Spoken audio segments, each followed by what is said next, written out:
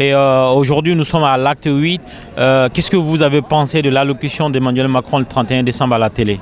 Alors écoutez, moi je suis indigné national par rapport au président de la République. Il a franchi depuis un certain temps la ligne jaune de la place de l'Étoile et des Gilets jaunes. Je comprends la colère qui gronde. C'est une évolution de la société française qui est en train de se préparer. Il se trouve que je m'appelle Gilles. Gilles est un homme chauve qui sourit jaune et la moutarde commence à lui monter au nez. Mais Gilles est orange, comme la terre, et comme Gilles est orange, comme un gilet de sauvetage. Je pense que toute la société française va mal, elle est engluée dans une marée noire, nous sommes tous au bord, enfin plutôt à bord d'un cargo qui s'appelle la Terre. Et ce cargo a heurté l'iceberg. Sauf qu'avec le réchauffement climatique, cet iceberg a fondu, et les gilets jaunes sont les passagers de 3e classe du Titanic et la Terre, qui sont en train de se débattre dans les flots. Et Emmanuel Macron fait preuve, depuis le début de sa présidence de la République, d'un profond mépris. Je trouve inacceptable quand il s'adresse face à une retraitée qui lui dit « Monsieur, faites quelque chose pour nos petites retraites ». Il la regarde avec un mépris et lui demande combien elle touche. Elle ose à peine lui dire qu'elle a 500 € et il lui répond qu'elle n'a pas assez cotisé. Il a oublié une chose, de lui dire de courir aux services sociaux municipaux pour réclamer le minimum vieillesse. Les gouvernements, depuis Valéry Giscard d'Estaing, ont détruit un modèle français qui s'appelle les Jours heureux, issus du Conseil national de la résistance. Je suis lauréat de ce concours national de la résistance et de la déportation, et je vous affirme que mes amis qui sont passés par Drancy, dont les parents sont morts à Auschwitz, c'est ce qu'il appelle les choix funestes. Il est le Louis de Funeste de la politique française et il me fait rire jaune.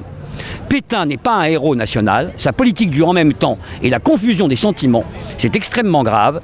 Pétain est un zéro de la nation française, un zéro national, et a été frappé d'indignité. Emmanuel Macron a commis une faute constitutionnelle extrêmement grave. À ce titre, j'appelle l'ensemble de nos élus, l'ensemble des députés, et surtout les députés de La République En Marche, à rendre leur carte au nom de la mémoire d'Auschwitz. Parce qu'à ce titre, on pourrait aussi bien dire que Hitler est un héros de la guerre de 14 parce qu'il avait la croix de guerre. Et je n'ai pas oublié que l'Allemagne a laissé réouvrir le camp de Dachau, premier camp de travail, où la devise était Arbeit macht frei, le travail c'est la liberté. La devise d'Emmanuel Macron aujourd'hui, la liberté de traverser la rue pour aller chercher du boulot. Le fascisme est de retour en France, l'antisémitisme est de retour, la haine raciale est insufflée par le mépris de nos classes dirigeantes. Et qu'est-ce que vous avez pensé de l'arrestation d'Éric Drouet, qui est quand même une personnalité des Gilets jaunes? Alors, je ne connais pas Éric Drouet. Comme je vous l'ai dit, je ne suis pas un gilet jaune, je suis un gilet blanc. Gilet blanc, le drapeau de la paix. Je pense que depuis les années 90, nous sommes face à une pensée unique. J'étais signataire d'Initiative pour la paix en 91 face à la guerre du Golfe.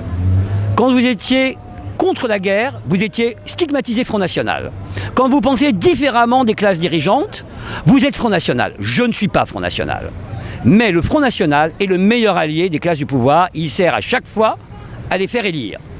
Donc Éric Drouet a très bien joué en montrant qu'aujourd'hui en France, nous sommes sous une forme de dictature. Il est impossible de penser. Il est impossible de penser différemment.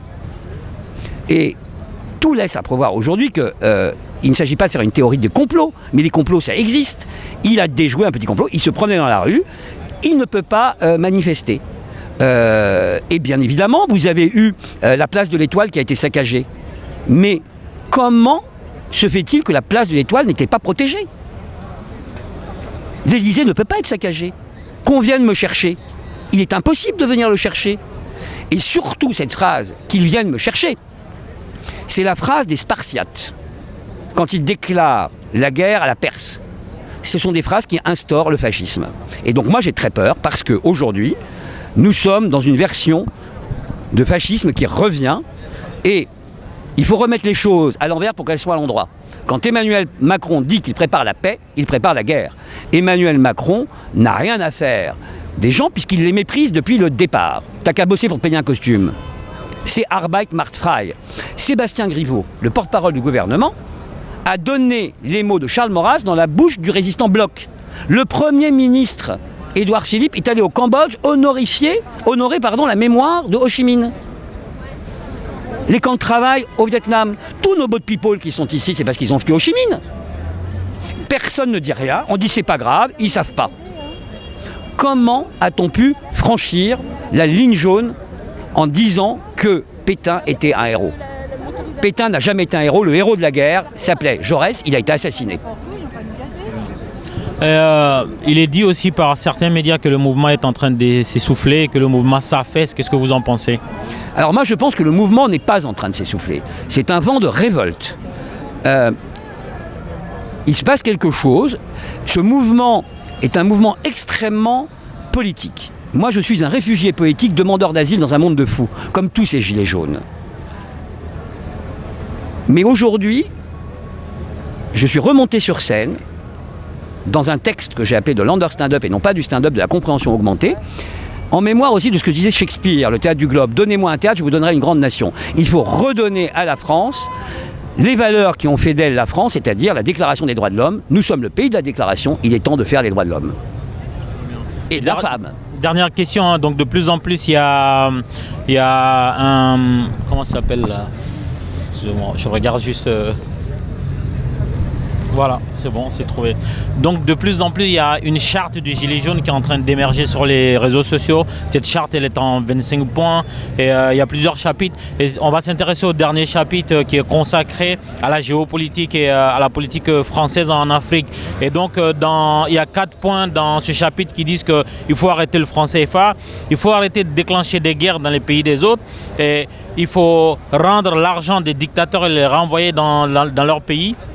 Et aussi, il faut freiner l'immigration parce qu'aujourd'hui, la France n'est plus en mesure de faire face à ce choc civilisationnel. Qu'est-ce que vous en pensez déjà de cette charte du Gilet jaune et aussi de l'aspect lié à la France-Afrique, au franc CFA et à la migration? Alors moi, je suis très inquiet sur la situation parce que depuis des décennies, on n'a fait que opposer les uns avec les autres. C'est ce que je vous disais, gilet blanc, mais comme je m'appelle Freelet, F-R-I-L-A-Y, je suis white et black Freelet face à la société d'hyperconsommation qu'est le Black Friday. Ça, c'est le problème premier. Nous sommes face au mur de nos lamentations qui s'appelle Wall Street. Le problème est l'argent. Ce problème va bien plus loin aujourd'hui. Nous avons détruit la planète. Certes, il y a des saccages de casseurs qui vont piller l'avenue Montaigne, des boutiques, et les gens râlent. Mais nous pillons la planète avec toutes ses ressources. 1 million de stades de football en superficie, en Amazonie a été détruite l'année dernière. On a détruit le salar des Uyuni en Bolivie parce qu'il y a du lithium pour des consommations sur les téléphones portables. Nous sommes dans une société où nous n'avons qu'une terre, qu'un poumon qui s'appelle l'Amazonie, et nous sommes aujourd'hui enfermés dehors dans des camps de consommation. On ne reverra pas les camps de concentration. Ce sont des camps de consommation. Et à travers la Start-up Nation se met en place une société bien plus grave qui s'appelle le transhumanisme, l'homme augmenté. Au nom de « on va vivre plus vieux », on détruit la planète pour faire de l'argent.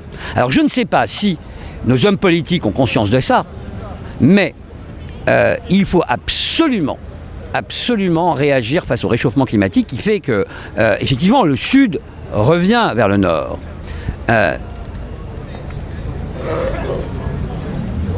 On disait que la misère était moins pénible au soleil. C'est sans doute vrai. Je pense que les politiques internationales, la France s'honorera quand elle redeviendra la France, le pays des droits de l'homme, et qu'on ne sera pas complice de dictateurs. C'est absolument inacceptable. Et la politique française de vendre des armes le montre très bien. Il y a des pays où cela n'est pas pratiqué. Et au nom des intérêts financiers, des lobbies qui sont... c'est pour ça que Hulot est parti. Au nom des lobbies qui ne font rien pour la planète. On est irradié jour et nuit dans un brouillard d'ondes électromagnétiques. Ça, c'est un vrai problème de santé publique qu'il va y avoir demain. Et on est alimenté par du glyphosate.